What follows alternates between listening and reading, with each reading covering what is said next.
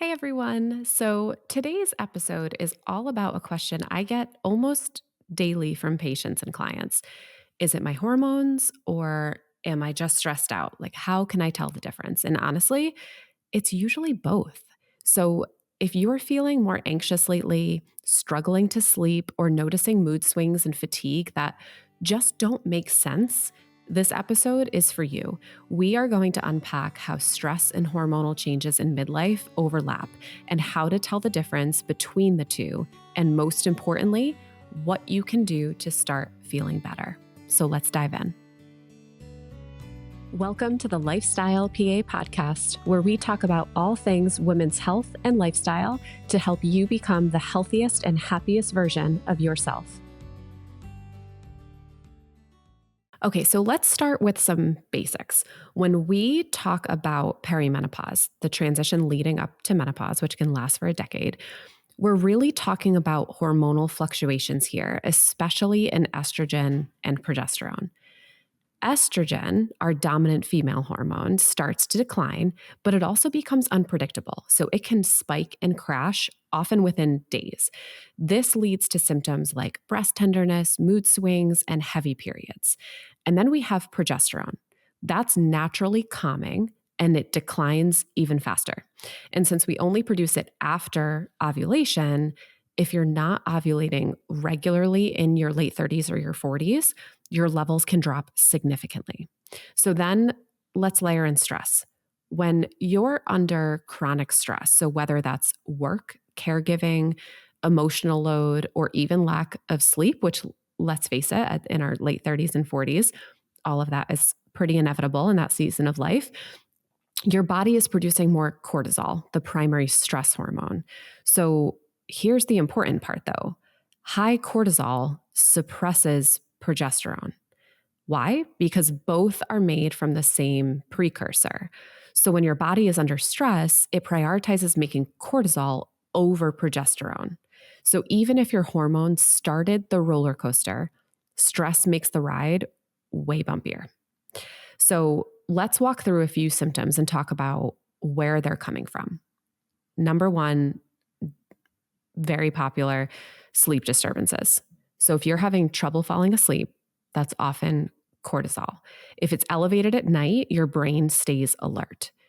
If you're falling asleep without any issues, but you're waking up at 3 a.m., this is actually often low blood sugar triggering a cortisol spike or a dip in progesterone, which is what normally helps calm the nervous system. And now we're lacking progesterone. Then we have anxiety and irritability.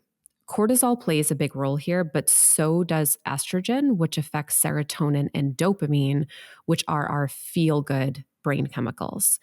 So when estrogen crashes mid cycle or during perimenopause, mood instability increases. And then for brain fog and fatigue, estrogen is what supports acetylcholine, which is a neurotransmitter that helps with memory and focus. Chronic cortisol suppresses the hippocampus, which is the memory center of the brain. So when both are off, that's why you're in a mental fog. Then we have the lovely belly fat and weight gain component that we struggle with.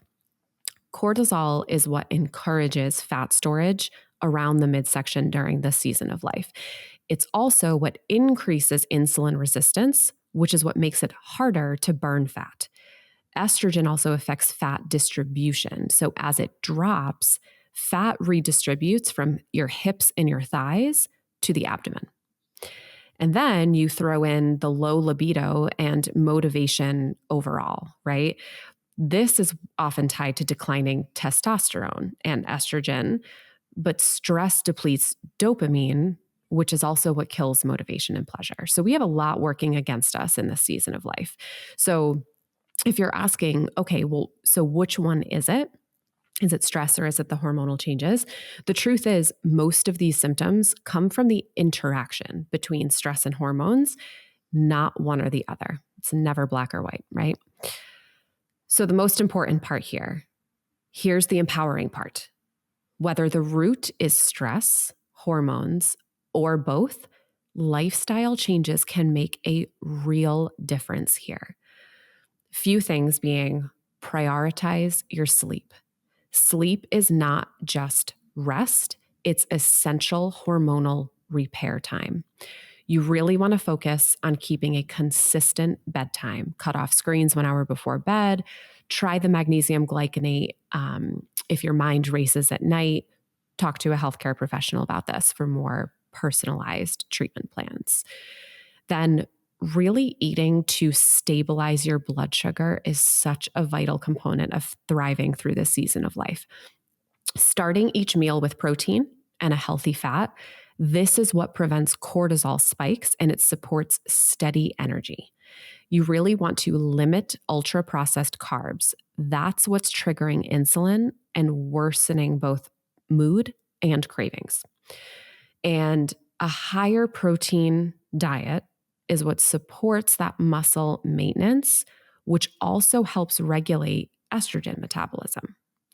If you throw in strength training there over time, lifting weights is what's key to improving insulin sensitivity, and it supports testosterone and reduces cortisol over time.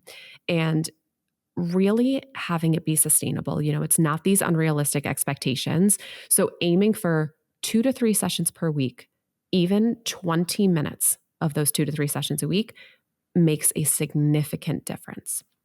So then circling back to stress.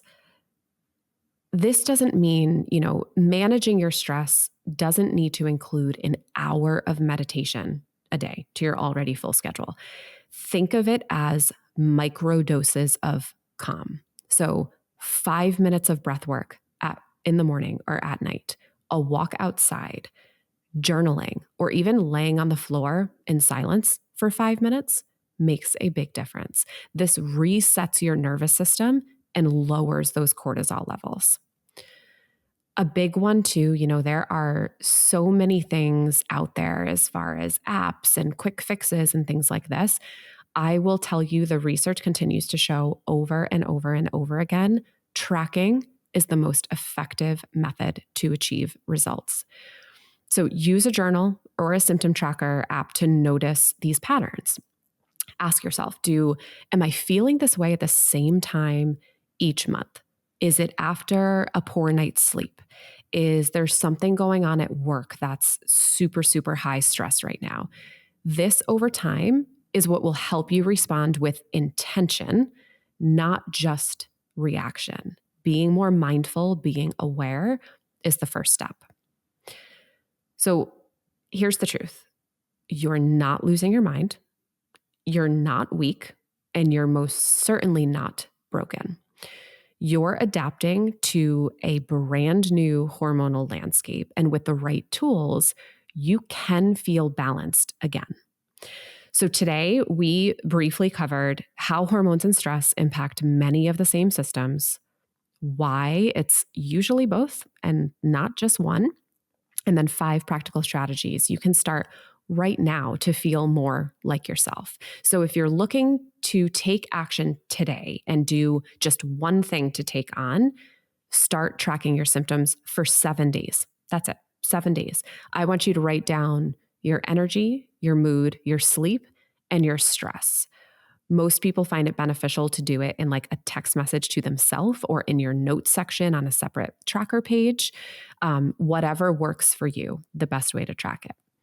So if this episode resonated with you, I would love it if you shared it with a friend or left a review.